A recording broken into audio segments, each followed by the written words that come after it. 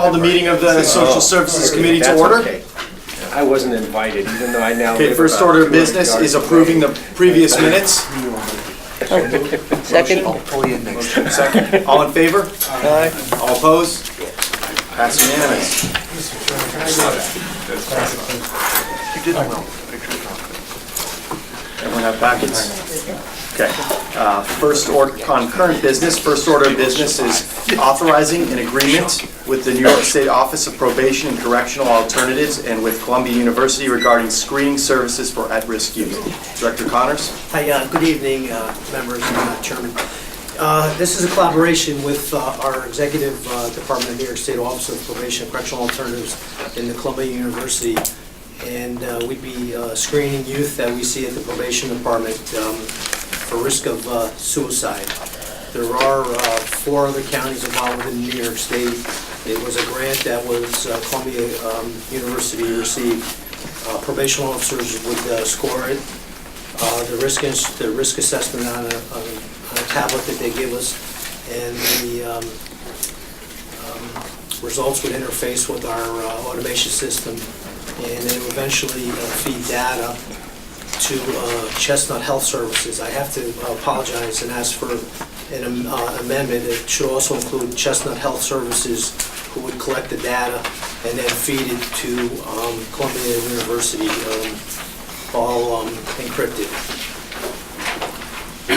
Okay, Brendan, can you make that adjustment? Okay, yeah, we'll make that. Thank you very much. I amendment. apologize. There was an MOU, and I thought it was the same included for Columbia, but it's 2 separate agreements that need to be completed. Okay. Thank So you for making us aware of that. Do we need? Just to clarify, so you'll be able to provide us with that second MOU dealing with the extra agreement with Chestnut as well? I have the Chestnut one. I think that's going to be okay. The county attorney looked at that one now. I just received an MOU from Columbia, and the county attorney is reviewing that. There's got to be a couple changes that are going to be made to that one. Okay. All right, this, as long as you can provide it, would by the end of the week, could that be reasonable? Yeah, I can give you both by the end. I can give you both, by the end of the week. Sure. Okay. So we can vote on this? We can Yes, vote this yeah, out you'd be able to- tonight? yeah, it'd Do we, okay. We It'd don't be need to make author- any amendments right now, just. No, not necessarily, Get that just- information, we'll be all set. Yeah, it would just be authorizing multiple agreements to facilitate this. One is the MOU and one would be the Chestnut agreement. The data would be encrypted through Chestnut and fed to Columbia University. Okay, any questions from the committee? Mr. Bullock? On the issue on teen suicides, what is the number?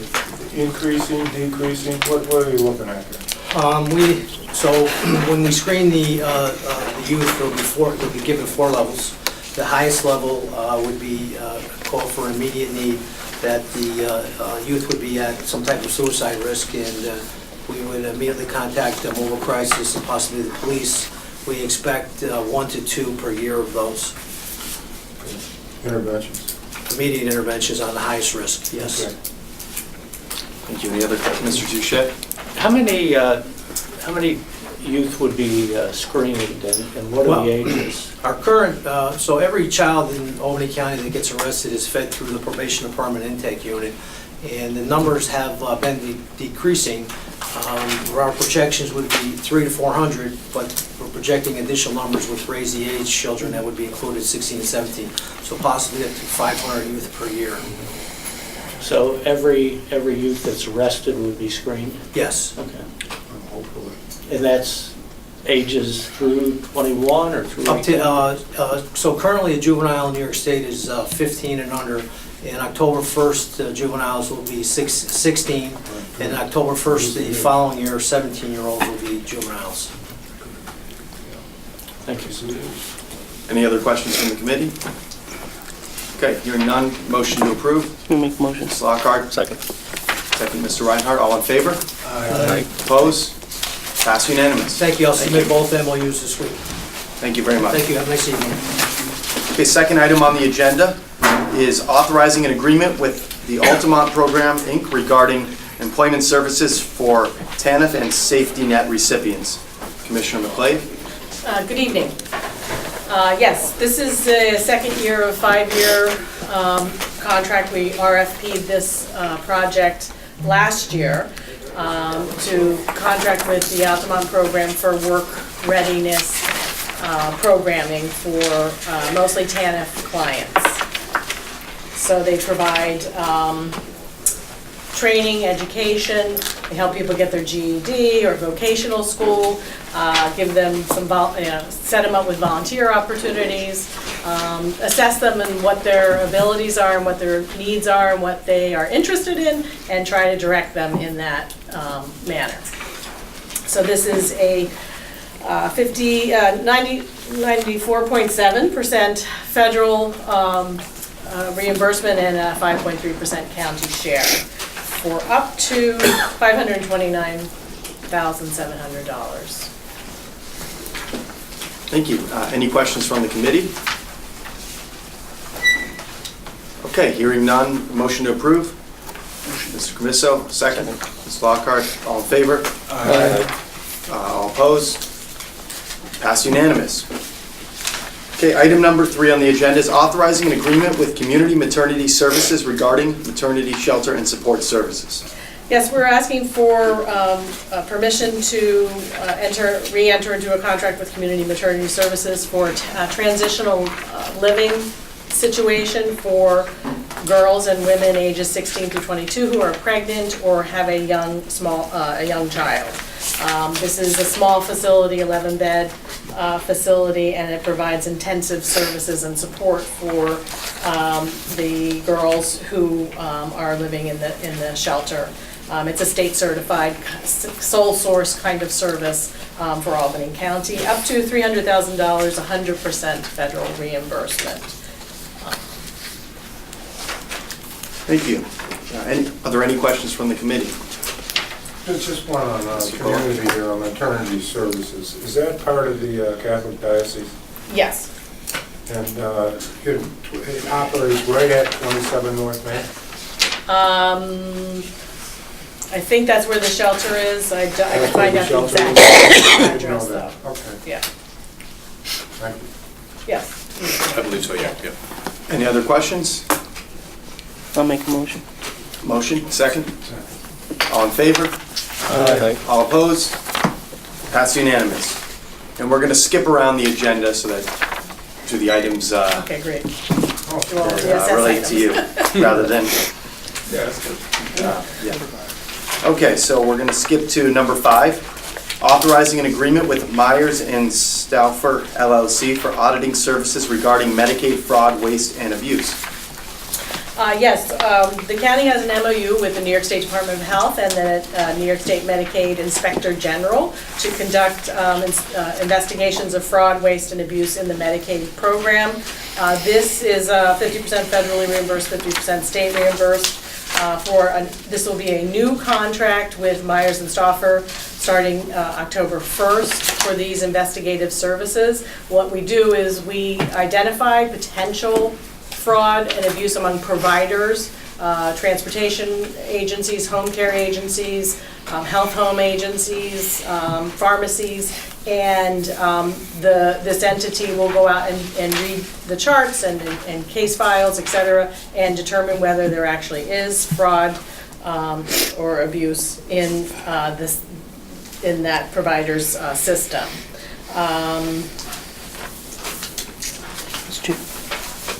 Ms. Locker? I believe, correct me if I'm wrong, iPro had this contract with the state prior. We don't get to choose the state determines who the provider is, right? Actually, this was yes, we did a RFP, the county did an RFP. Okay. We had iPro since 2006. Yep. It was time to rebid it. And we did rebid it, and there were 2 respondents. One was iPro, and one was Myers and Stauffer, and Myers and Stauffer got the contract. Okay, I'm not sure if you remember, but we had a lot of trouble with iPro. Well, I shouldn't say trouble, but a lot of miscommunication, I guess, or whatever. Did we ever get any final reports on and any monies back from all their investigations that they did? It was before my time. Do you remember that? I know it wasn't, Before mine. Commissioner, We I definitely looked to see. apologize. I think there's probably some report that we You can get remember there. the- Yeah. Oh, I remember. Yeah, well, I'm just wondering if we ever, got our money. I don't know off the top of my head. I Yeah. always remember, it's one of those things that the state required us to have the provider. And Yeah, so that's why. But I will find out how iPro did, at least in the period since the last time. I know we had reported to you folks It was some other horrible. figures, so Yeah. we can get you some updated figures. Yeah, if, just be curious. I'm glad to see that we're not using that. I was wondering if somebody would make the connection. No, I remember well. Yep, Thank we can, you. we can provide that. Mr. Bergdorf? I'm just curious, I understand some of the history. So you can potentially, you do the referrals to this Right, agency? yeah. In the past, how many referrals a year do you do? I'd have to I mean, get- ballpark, It's probably under 50. But these are intensive investigations. Right now, we have 5 transportation companies under investigation and 1 pharmacy for a potential of $600,000. So they're, the numbers are not high, but the work is intensive because they go back potentially 5 years. They go back a long time. And so they spend a lot of time doing the investigation. So, yeah. So when if there is a recapture of funds or a return, who does that money go to? That's the state, it goes to the state, because Okay. we have a flat reimbursement but it all goes back, hopefully Yeah, we're all everyone's a getting taxpayer. benefit of it. The more that we find fraud and abuse and they pay it back, the better it is for everyone. Thank you very much. So I Actually, noticed that's that there's a worksheet here that scores Myers and Stauffer versus iPro. I'm curious, how are these ratings, how do you come up with these ratings? There were, I believe, 4 people who aren't necessarily involved in this service that have a review sheet, and they are looking for certain items in the RFP, and they determine how the response is related to those criteria. So you see these criteria here, and they are to rate and make comments and responses on the criteria that is outlined in the RFP. Okay, thank you. Are these people with Department of Social Yes, Services? they're or all purchasing? internal, yep. Okay, they're all, okay, thank you. Any other questions? Okay, motion to approve? Mr. Bullock, second. Mr. Reinhardt, all in favor? Aye. Opposed? Passed unanimous. Okay, we're going to skip to number 7 now. Authorizing the renewal of contracts with 3 providers of home establishment furnishings. Yep, we are required to enter into contracts with all willing and able businesses who can provide home establishment services for our clients, primarily those that are potentially homeless, who have been evicted, who have a fire or something like that. There's a need for them to move to a new facility and they don't have furniture, kitchen supplies, bedroom supplies, living rooms, that they are able to take with them. So the state sets the rates for what the reimbursement for each of the items are, and we have the clients go out and do bids at these companies, and then we order the supplies and furniture for the residents. It's 50% federal, state 16.6% in county, 33% reimbursement, up to a maximum of $200,000. Thank you. I'll make a motion. Oh, I'm I'd sorry, you like didn't to ask a question. Actually, I remember a couple of years ago, there was a controversy about bed bugs with mattresses. Is this related to? We don't do that. Yes, there was a controversy. It was investigated by county investigators. The problem was remedied and is checked on a regular basis now to make sure it does not happen again. The issue at the time was one of the providers decided that they would try and Reuse them. resell used mattresses. They had been fumigated, so there was nothing actually living on them, but there were deceased bed bugs on them, and therefore, the moral of the story is, Chairman, that problem no longer exists, nor will it again. Good to hear, right? And that's not related to this program anyways. It was related to this program. Yes, It was this program, that's Yeah. correct. It was only one of the providers at the time. Yeah. Okay. And I I don't think they're on here They're now. on, we lost a I provider think- this year anyway, but Good. yes. Okay, Good. thank you. I didn't recognize their Required to name. be new furniture and equipment. It must be, that's our Okay. requirement. Whose requirement is that? I think it's probably New York State, but I'll double check, but, most of this is regulated by New York State. I don't know if they have required us to have it to be new, if that was a response to this incident. I can find out, because there is people can buy used furniture at other places on their own, but any government-funded purchases are new. That kind of answers the question I was about to ask, which is, because I've been in this situation myself, I've gone to Restore Yep, on what is it, on Fuller Road, and there's some amazing prices and stuff there. there's some really good stuff. And, yes. you know, I was looking at the numbers here, and some of that stuff is probably less than Yeah. what's in here, We can't use that. but you can't though. use it because it's used. It's huge. Some of these Yeah. places don't want to. Well, no. Yeah. There's Trying to get also, I them, think they don't there's, wanna- if I remember correctly from the investigation, there's special attention given to mattresses, that it's illegal generally in New York That's State to right. sell a used mattress. You can't sell them. Well, I'm not thinking of the mattresses, actually. The other I'm furniture. thinking of- I'm talking specific to those, because that was obviously the Yeah. issue from the bed bug was specific to mattresses, so. Yeah, yeah. You can buy a new stove for $72. New stove for heating. I'm sorry, say again? You can buy a brand new stove for heating for $72. There you go. Is that? 82 for 5 or more persons. Um, Yeah, and these are tough. That's why we have the three, these three companies have agreed to this. Not necessarily you're gonna be able to get all of the items at every one of them, but that's the limit that is set by the state. Okay. Thank you. Any other questions? Okay, motion to approve. Ms. Lockhart, second. Mr. Touche, all in favor? All opposed? Passed unanimous. Okay, we're going to go to number 12, authorizing an agreement with Equinox, Inc. regarding non-residential domestic violence services. Yes, we're asking for permission to renew an agreement with Equinox for their domestic violence hotline. This has two parts. One is primarily the hotline, the information and referral services that they provide regarding domestic violence, potential victims.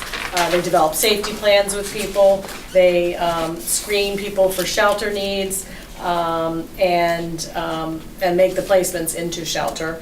And then that's one part of it for $130,000. There's another part of it, which is basically intensive case management for those people that need a little bit more assistance in navigating the systems and getting themselves out of a domestic violence situation. This is 100% federal reimbursed. It's for TANF individuals and families.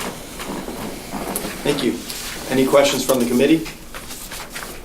Mr. Bullock?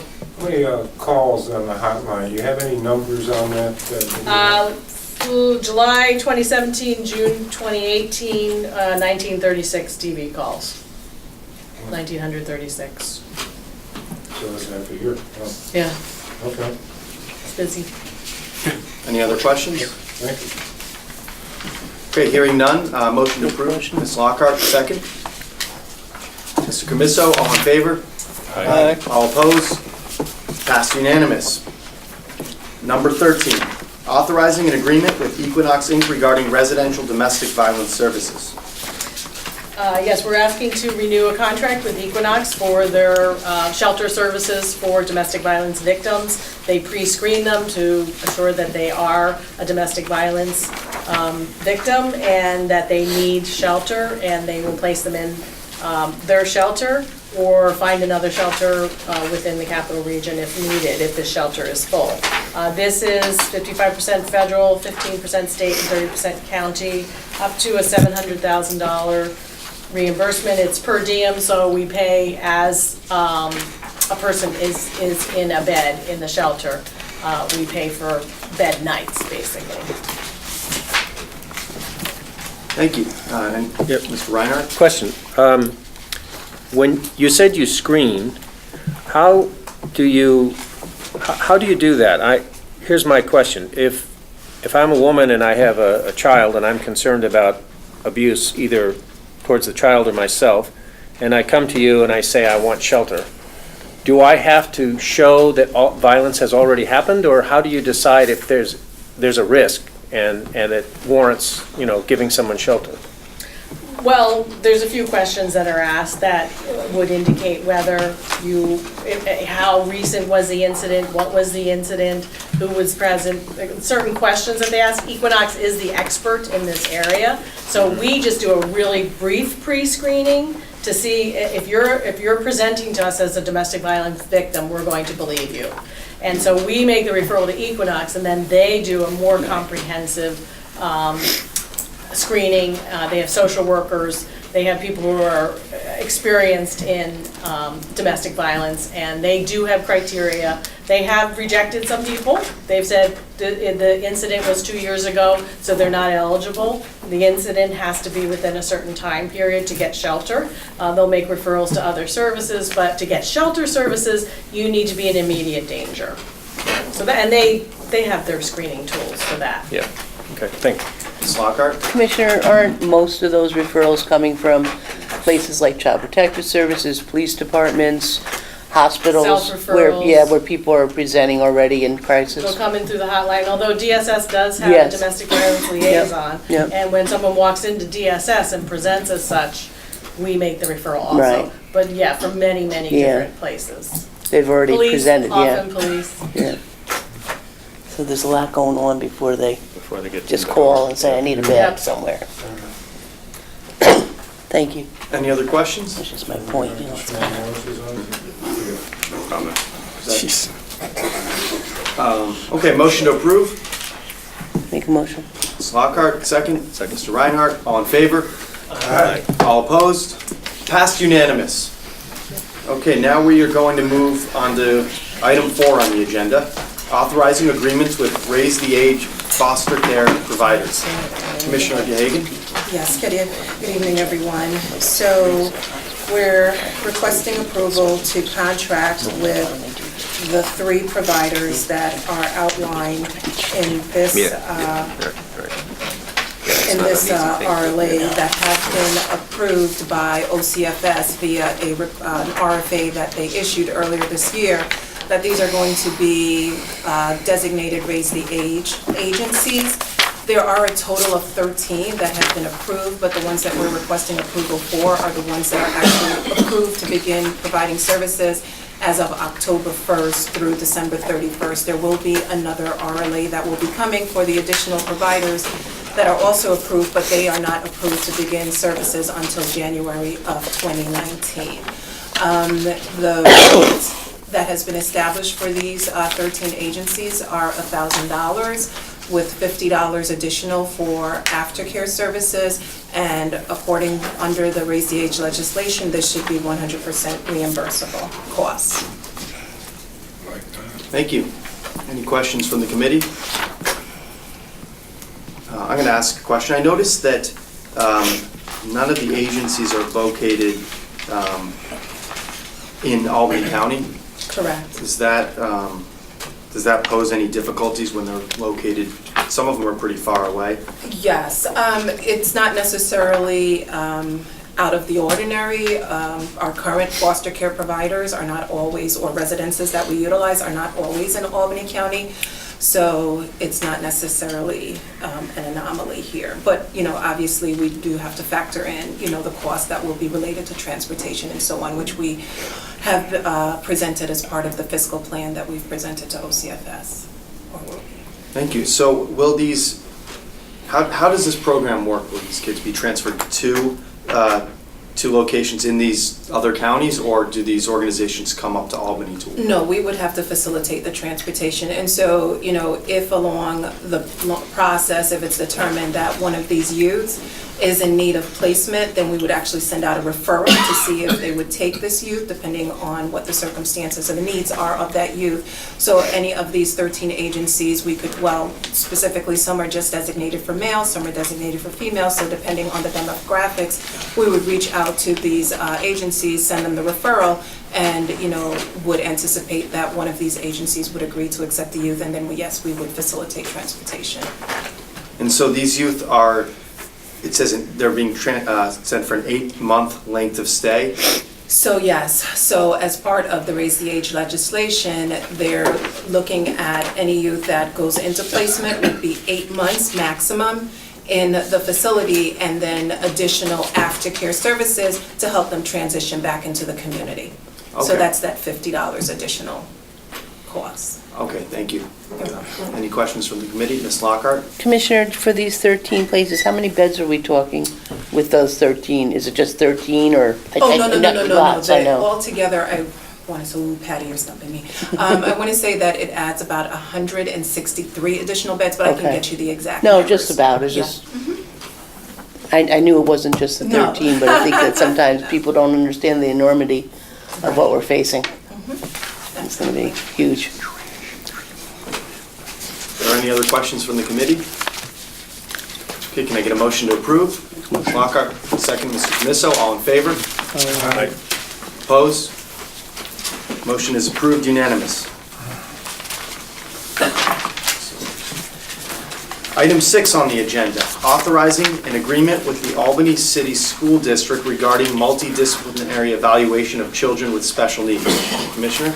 Yes, so in November of 2017, there was legislation passed that allows school districts to apply to establish their own evaluation teams if they so choose.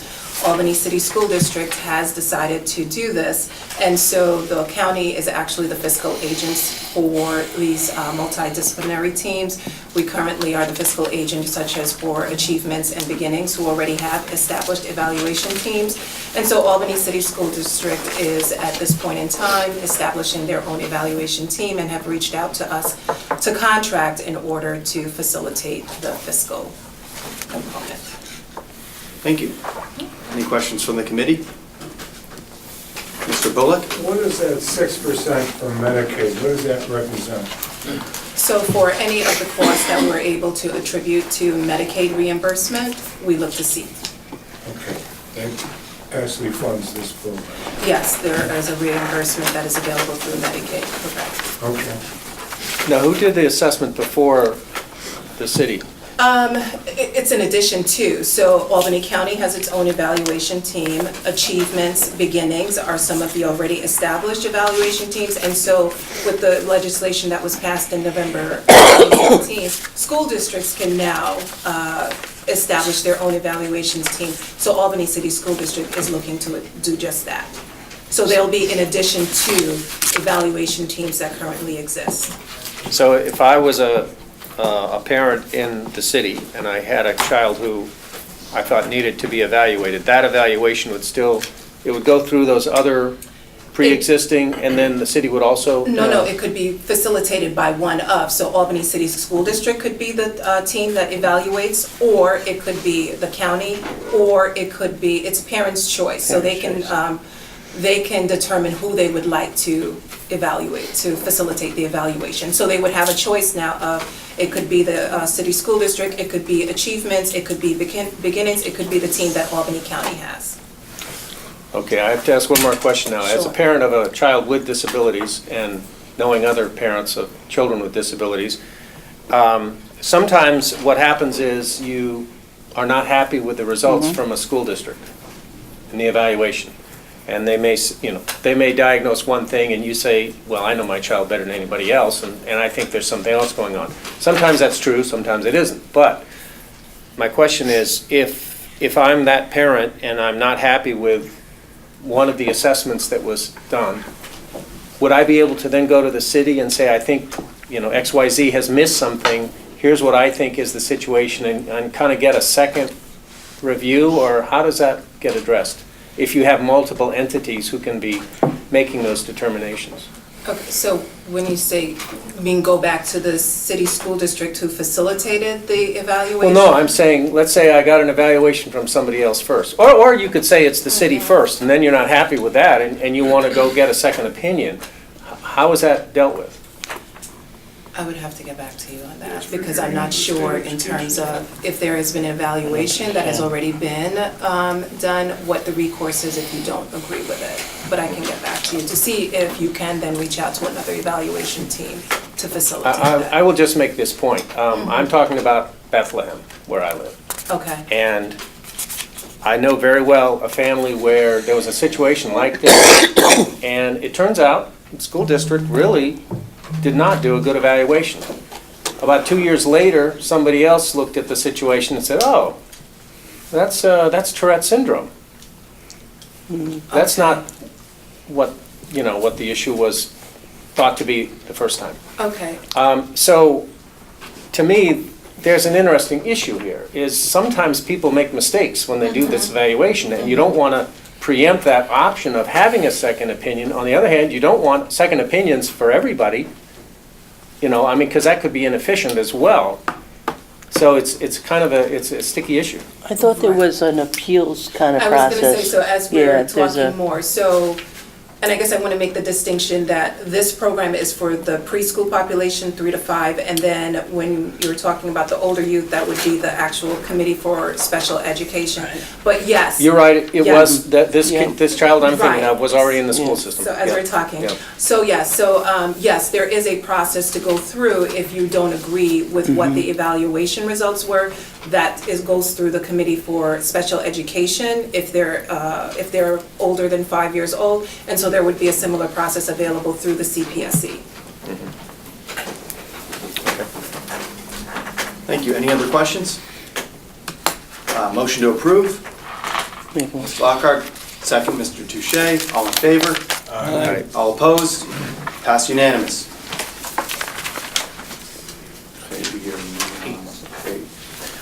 Number 8 on the agenda, authorizing an agreement with Cornell Cooperative Extension for the provision of Youth Bureau services. Yes, so on an annual basis, we receive funding for the Youth Bureau. This year, we received funding in the amount of $398,483. And so with that funding, we're able to provide, allocate those funding to various programs as well as municipalities for the administering and facilitating of programs for youth. And so we're looking for approval to contract with Cornell for their 4-H program. They're considered a quasi-municipality, that's why they're their own standalone request. And so they provide the 4-H Summer Scene program that serves, as you can see, youth between 6 and 18 and adolescents between 14 and 18. And really, it's about youth development programs. And so I will say that this funding is retroactive in the sense that we don't know what we're going to receive until after the executive budget is executed on or about April 1st. And so then once that occurs, then we are then told what our funding is. So some of these programs, they actually will start facilitating programs and services prior to knowing what funding level they're going to receive. So you're seeing these requests at this point in time because of just the timing of when we actually get notified of what we will receive. Thank you. Any questions from the committee? All in favor? Motion. Motion? Second? Second. All in favor? Aye. Opposed? Passed unanimous. Item number 9, authorizing an agreement with various Albany County municipalities for the provision of Youth Bureau services. Right, so this is interrelated with the previous RLA. So Cornell, because it's quasi-municipality, was a standalone, so these are the actual municipalities that receive Youth Bureau funding, again, for the facilitation of programs and services. So in addition to what you're seeing here, there are actually CAB requests, Contract Authorization Board requests, because there are programs and services throughout Albany County that have also received funding that are with the threshold of a CAB level request. So what you see here is not the sum total of funding that we've received, but these are specifically the municipalities which need to come before this organization, this group. Thank you. Are there any questions from the committee? Okay, hearing none, motion approved. Ms. Lockhart, second. Mr. Bullock, all in favor? Aye. Opposed? Passed unanimous. Item number 10 on the agenda, authorizing the renewal of a contract agreement with the University at Albany for the provision of management training. Yeah, so, we feel that it's important that we continue to have professional development of our supervisors and management staff. So we have a contract with SUNY to facilitate those trainings on an annual basis so that we feel that staff are, especially our managerial team, is as equipped as possible to manage their roles and responsibilities. Great, thank you. Are there any questions from the committee? I'll make a motion. Motion to approve, Ms. Lockhart, second, Mr. Camiso, all in favor? Aye. All opposed? Passed unanimous. Okay, number 11, authorizing an interdepartmental agreement between the Department for Children, Youth, and Families and the Albany County Probation Department. Commissioner? Yes, so we have a collaborative partnership with the Department of Probation, and so for our juvenile justice programming that incorporates prevention services as well as STSJP programs, we support some of the probation officers because there's a higher reimbursement for that staffing as it pertains to these programs and services, as well as some of the actual juvenile justice programs such as the JCAP, such as the PINS 18 and the Parent Project. And really, it's about being able to provide programs and services that hopefully will mitigate juveniles penetrating further into the juvenile justice system. Thank you. Are there any questions from the committee? Hearing none, motion to approve. Mr. Camiso, second. Ms. Lockhart, all in favor? Aye. Opposed? Passed unanimous. Okay, number 14, we're going to skip to number 14 on the agenda, which is authorizing an agreement with the Capital District Youth Center, Inc. regarding a use contract for the juvenile detention facility.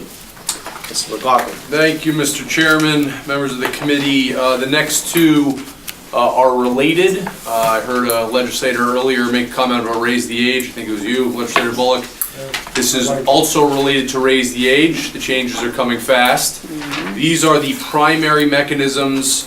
These two items are related, but also slightly different than the primary mechanisms that we will use to implement the raise the age changes at the CDYCI facility. That is the facility over by the correctional facility that houses the juvenile delinquents for Albany County. For those of you who are unaware, it's the collectively held, well, long story, but it was originally collectively held by several counties. It is now owned by Albany County and leased back to CDYCI. So to make sure I get things right, so the first, number 14, is the use contract. This has a whole bunch of changes.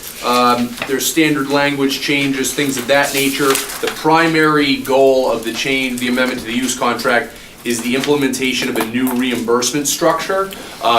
Unlike with CDYCI, where the reimbursement is run through Capital District Youth Center Incorporated, raise the age and the population that it creates and serves, the reimbursement is going to have to run through each individual county. So the use contract has language specific to each of the counties and how they will process their reimbursements for all of the placements of the new population, if that makes sense. Of course, the primary counties involved in CDYCR, CDYCIR, Albany County, Rensselaer County, Schenectady County, and Saratoga County.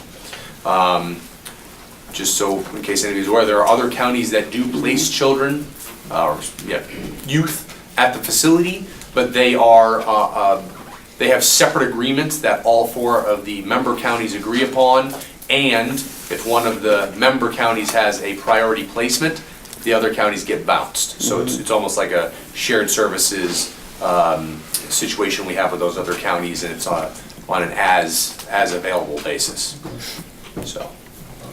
So I toured the CDYCI facility along with some other legislators earlier this year. Yeah. And I remember, may have been you who brought up this complicated issue related to the reimbursements Yes. because of the raise the age, and as it was at the time, the state wasn't willing to reimburse for that facility. So is this related? Is this a way? Could have been one of two complicated reimbursement issues. Fun stuff, isn't it? So, there's two complicated reimbursement issues. This is reimbursement for the placements at the facility of the youth themselves. There's the other complicated reimbursement issue of if a capital improvement is needed at the facility, how is that going to be financed or reimbursed? That is not related to this. And we can discuss that at a separate time if necessary. Okay, so this solves one of those Yes. issues that we discussed when we Yes, toured the reimbursement for placements at the facility of youth that fall under the category of raise the age. facility? Okay, thank you. Are there any questions from the committee?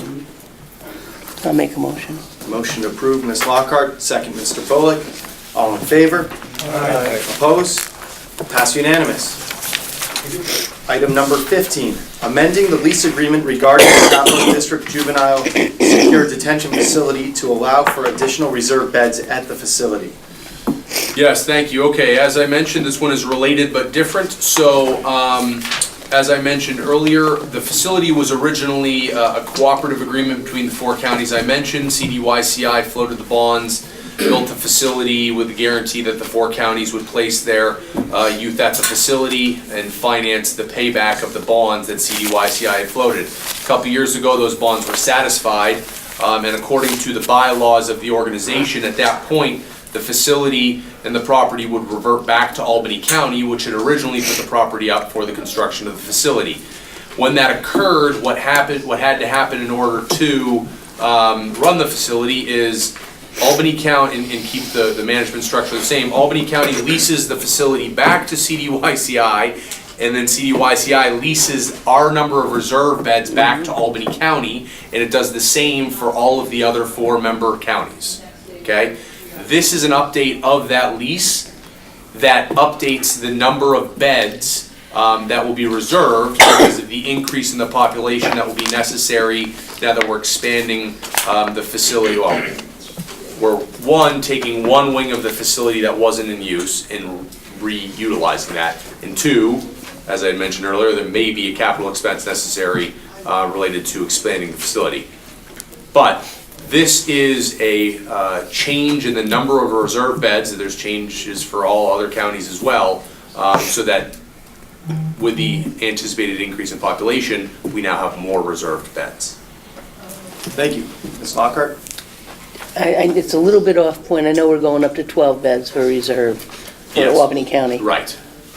Do you know if the facility has plans to keep the older kids away from the younger kids Okay, so physically, within the facility? So this is so it's all going to be regulated by the state. It has nothing to do with age. It has to do with the population. I know this doesn't. Females are going to be allowed to cohabitate. Yep. Males are not. And that creates an issue from management, from shifting the populations around. Because the facility is currently set up with a 13-bed wing, Yep. an 8-bed wing, and a 3-bed wing. Right. So you're saying the females of all ages can cohabitate? Yes, The males are going to separate? yes. They have to be separate. They don't think the females need the same thing, huh? Apparently not. I would They haven't been. suggest that you contact Yeah, I state know. and There's big request a problems full with that. explanation The of big their difference reasoning for developmentally these between a rules. 17-year-old and a 12-year-old. This is a totally moving target. Yeah, I mean, I we know. have it's totally moving I target. know. God bless you. Might not fit with our equity agenda. We might have to. But Mr. you Bullock? haven't heard anything though No. about physically.